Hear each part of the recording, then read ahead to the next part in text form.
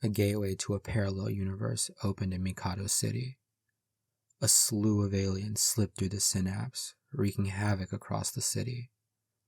They possessed sophisticated technology that allowed them to easily topple our world's defenses. A group of people came together to repel the invasions that would persist after the initial attack. They became known as Border, and their sole objective was to research and defend our world against the neighbor invaders, as they so came to be called.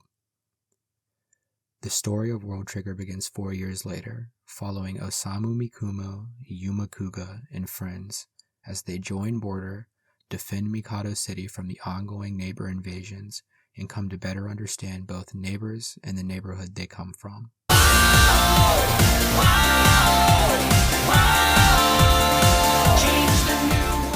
Why is no one talking about World Trigger? This anime is absolutely bonkers. The story is compelling, the characters are more than likable, the fights go so hard, and the power system is chef's kiss, flawless.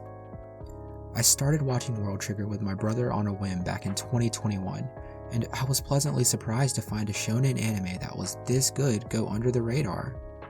I suspected that the lack of fan service was to blame, so yeah, let me say sorry first and foremost. You will not be seeing fat anime titties, but can I offer you a capybara in these trying times? By the way, this video is the first of 2 parts. This video is going to focus generally as a review and recommendation of what I do and don't like about the anime, much like the rest of my anime videos. The second video is entirely dedicated to the power system in World Trigger on its own because I genuinely think it is the best power system in all of shonen anime, and to explain the power system would take an entire video on its own. Otherwise, this would be a 30-minute anime video, and who do I look like, Mother's Basement? So make sure you look out for that video, which will be coming either this week, next week, or if you know me, not at all.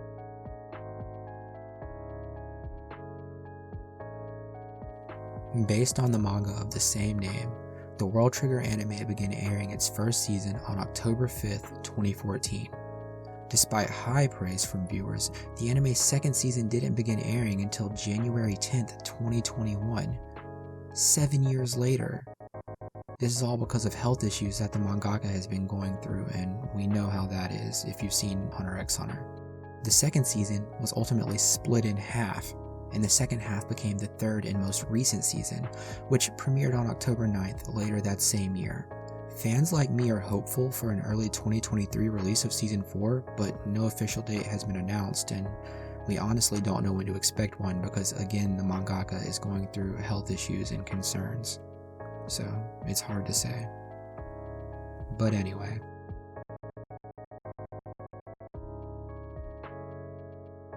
It's rare that an anime's pros outweigh the cons so heavily, but World Trigger does so much right that it's hard not to acknowledge the disparity.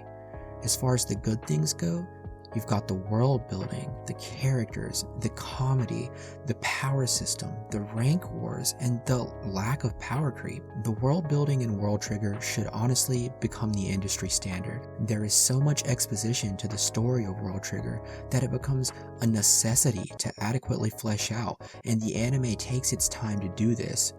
For the most part, the world building doesn't even bother to overextend itself like many others do. We only learn about the things we absolutely need to know at that moment in the story, which isn't to suggest that the anime doesn't do its fair share of foreshadowing, because it does. For example, as the first episode begins, you learn about the neighbor invasion and the presence of Border. You need nothing more than that to become immersed in the story thereafter. As the first episode continues, you meet your first true neighbor. You learn that there are still misunderstandings regarding the neighbors and the neighborhood as a whole, and you learn some of the societal implications of Border's existence. It's as though the writer of the manga and subsequent director of the anime understood that there was only ever a need for specific information, and that the information existed as building blocks for the information you would receive in the future, using it as Lego blocks for the audience to build an understanding of how everything in the universe works, from the story, Border, the neighborhood, the power systems, and the societal concerns of the citizens that inhabit the world. That's a lot of blocks. And the characters, they just go so hard. They're inherently flawed in a way that makes the audience care more about their growth and development, but they're also funny, they're engaging, and emotionally compelling. And that is no more evident than when you look at the main three characters. Osamu Makumo exists as the main protagonist, and while he begins as a by-the-book do-gooder and continues as a by-the-book do-gooder, he later comes face-to-face with his limitations as a border agent, and he has to adapt and improvise to continue to be a necessary pillar for both his team and the show as a whole to evolve. Yuma Kuga is a neighbor. He usually has the edge in both physical ability and experience, but he's faced with his weakness when he's part of a team because he's been so used to doing everything solo. Yuma is generally the comic relief because he's not familiar with the world he finds himself in, and that usually puts him in undesirable situations. You might see him getting hit by cars as he obliviously walks into a street, accidentally engaging in street brawls, or unknowingly getting robbed. His misunderstandings of customs and literal understandings of the words he's told and say often make him appear aloof and laid back, which he's actually just unaware. He also exists as an advisor for Makumo, and while he seems happy-go-lucky, he's actually very depressed because of plot reasons. Chika Amatori is both extremely kind-hearted and timid, and she distances herself from people because she thinks that she only brings misfortune to those closest to her. This combination with her established low confidence makes it difficult for her to succeed as both an individual and as a border member, even though she has better try-on levels than the previous two characters combined. Much of her character arc is coming to terms with these shortcomings and attempting to grow from these aversions that she's developed.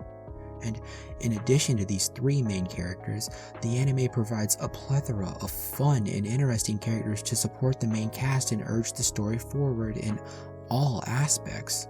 The colorful array of border agents provides for interesting rank wars and dynamics on the terrestrial side, while the interesting and compelling neighbors that find themselves on this side of the gates provide for monumental skill checks for the protagonist, while also existing as an engaging way to learn more about the neighborhood and the neighbors themselves.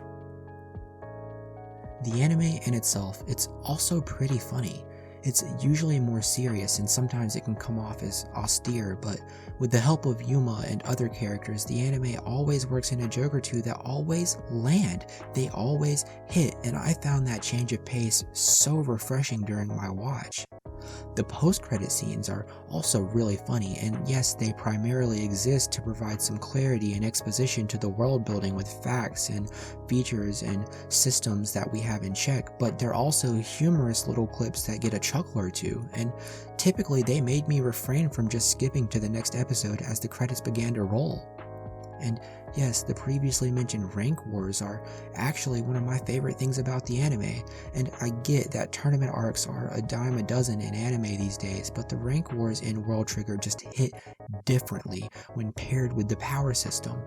Not only does the power system provide genuine tension each time a bailout occurs, but each attack, retreat, and strategic advance puts the watcher on edge as they have immediate implications. The rank war battles also serve as much denser and substantial than, say, the class battles in My Hero or the tuning exams in Naruto, as the compositions and triggers team members take into battle provide for more strategy than simply having a better quirk or a stronger jutsu than your opponent in a one-on-one battle. Along with this, the anime has a noticeable lack of power creep. While you see so many strong characters throughout the duration of the anime, you never feel like any character is head and shoulders better than everyone else. Typically, a strong character is also introduced with someone that might be their equal in one way or another. While Jin is super cool and capable, he meets his match when he's paired up against someone like Tachikawa, the same way that while Yuma is strong and capable on his own, he is regularly humbled by higher ranked individuals in solo battles. And through extensive deliberation, the only negative thing that I can come up with for this anime is that sometimes the pacing is less than desirable, which is no more evident than in the first 30 episodes, which, while compelling, sometimes they do seem to drag. But again, this is due to the sheer amount of world building that needs to be done in order for the audience to understand many of the plot points that will come later. As established, the slower pace is necessary for the style of world building that World Trigger utilizes to be effective, and it actually reminds me of the way Hunter x Hunter was dreadfully slow to me at the start before the York New arc, just over 30 episodes in, but I imagine that being like Hunter x Hunter isn't the worst thing someone could say about your anime.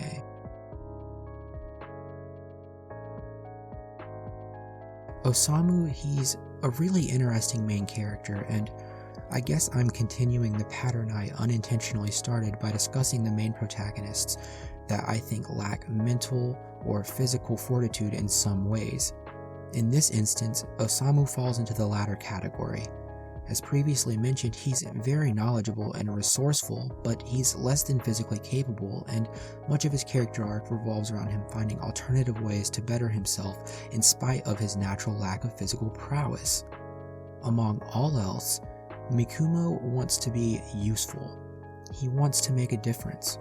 He wants to support his friends and his teammates, and he employs many different strategies to overcome these shortcomings, be that learning how to use new triggers, employing better strategies to give his team a more competitive edge, or even relegating himself to doing more menial tasks or lesser tasks like being the bait. He always finds a way to be useful despite his lack of physical ability. Osamu doesn't hesitate to act in spite of his weakness, and he doesn't allow his weakness to inhibit the ability of those around him, which is the single trait that I think deems him worthy of being the main protagonist in such a fire anime.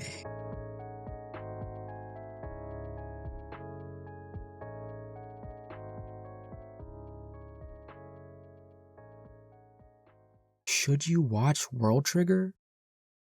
Of course.